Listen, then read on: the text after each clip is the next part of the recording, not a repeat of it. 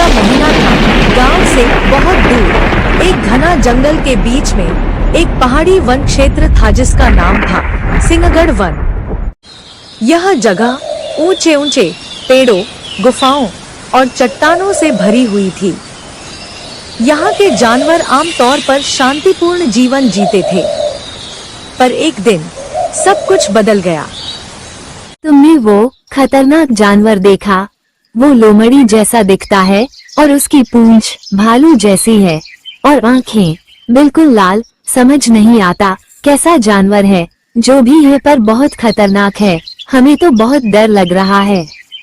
हाँ, मैंने देखा। उसका साया भी खतरनाक और डरावना है। मैं ऊपर से देख रहा था। वो पेड़ों के बीच छाया की तरह घूमा। मुझे हिम्मत नहीं हुआ नीचे आने का। जो भी देखता है वो डर जाता है। ऐसा जानवर मैंने कभी नहीं देखा है। उस रात हर कोई जानवर सहमा हुआ था। तभी एक खरगोश दौड़ते हुए आया। वह अच्छा से बोल भी नहीं पा रहा था। वह बहुत डरा हुआ था। कुछ देर आराम करने के बाद सभी जानवरों को धीरे धीरे अपनी आप बीती बताता है। मैं बचकर आया हूँ यार। आज तो मैं ऊपर गया था। वो अजनबी जानवर मुझ पर झपटा था। उसके पंजे तो किसी चीते जैसे थे। मैं बाल अंडस को बाल बचा हूँ, नहीं तो आज तुम लोग मुझे खोजते रहते। जिस तरह वो जानवर दिखता है, हमने पहले ऐसा जानवर कभी नहीं देखा। हमको तो लजीज खाना समझ के खा गया होता। तुम लोग भी बच के रहना यार। यह बात जंगल में आग की तरह फैल गया और जब जंगल का राजा तेंदुआ तक पहुंचा तो तेंदुआ भड़क गया। उसने कहा, कौन मेरे जंगल में आके सभी जानवरों को मारने की कोशिश कर रहा है? तेंदुआ ताकतवर था और चालाक भी, पर थोड़ा घमंडी। उसने ये बात सुनकर बर्दाश्त नहीं कर पा रहा था। तेंदुआ ने फैसला किया कि उस जानवर को ढूंढने का। मुझसे ज्यादा खतरनाक कोई हो ही नहीं सकता। मैं सिंहगढ़ का राजा हूँ। तुम लोग को डरने की जरूरत नहीं है। जब तक हम राजा है, तुम लोग का रक्षा करना मेरा काम है। वो जो भी हो मैं खुद जाकर देखूंगा और जरूरत पड़े तो मैं लड़ूंगा और उसका हमारे जंगल में रहने भी नहीं दिया जाएगा।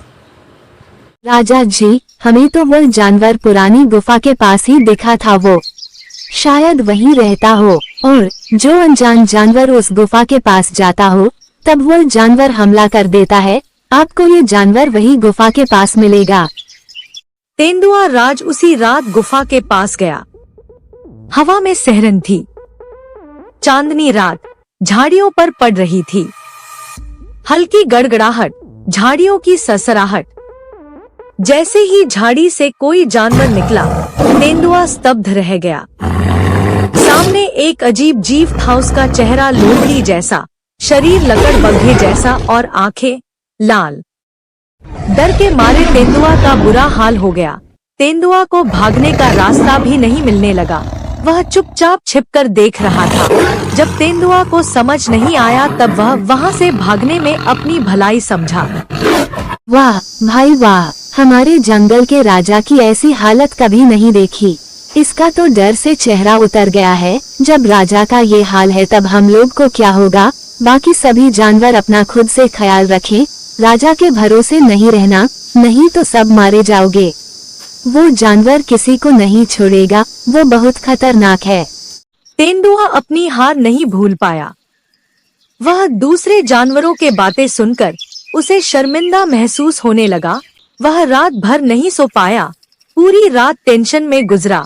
उसने इस जानवर के बारे में जानने की कोशिश की और उसने अगली सुबह फिर से गुफा के पास जाकर निगरानी की। वहां उसने एक नटखट बंदर को देखा। वह बंदर सीधे उस गुफा के अंदर चला गया। कुछ घंटे बीते जाने के बाद भी वह बाहर नहीं आया। यह बंदर गुफा के अंदर तो गया, लेकिन अभी तक बाहर नहीं आया। मुझे शक हो रहा है। हमें अंदर जाकर देखना चाहिए। कुछ तो बात है इस गुफा में। कहीं यह बंदर तो नहीं वो डरावना जानवर? अब अंदर जाकर ही पता चलेगा। धीरे धीरे तेंदुआ गुफा की ओर बढ़ा और जब अंदर जाकर जो उसने देखा, उस पर उसे विश्वास नहीं हुआ। वहां बंदर अपने कमरे में जानवरों के खाल वाले कपड़े टांग रखे थे। तेंदुआ को सब समझ आ गया। वह सीधे बंदर के पास चला गया और बंदर भी तेंदुआ को देख लिया। बंदर शर्मिंदा होकर हंसते हुए बोला, आप राजा साहब, क्या कमाल है, आप मेरे कमरे में ये जो ड्रेस देख रहे हैं ये सर्कस की ड्रेस है। मैं सबको ये ड्रेस पहनकर डरा रहा हूँ। कोई जान भी नहीं पा रहा कि मैं कौन हूँ।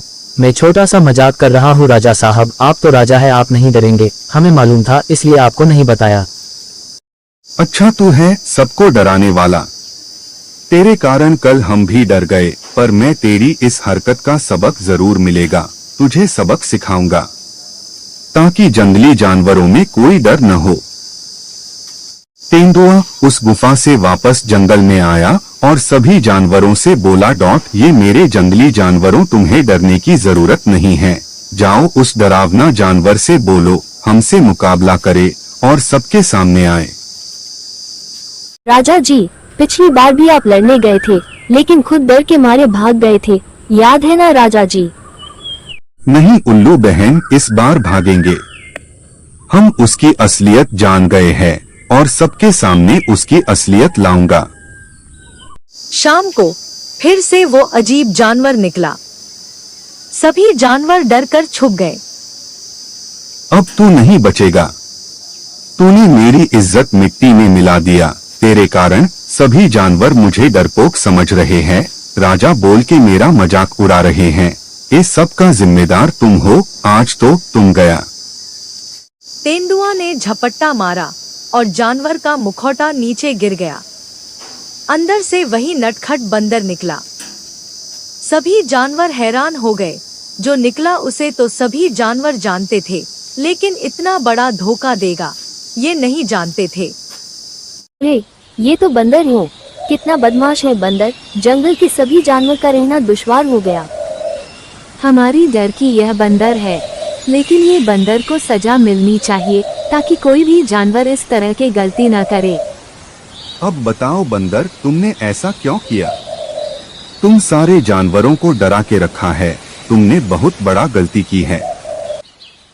मैं सर्कस में था, वहाँ मुझे बहुत बेइज्जती मिलती थी।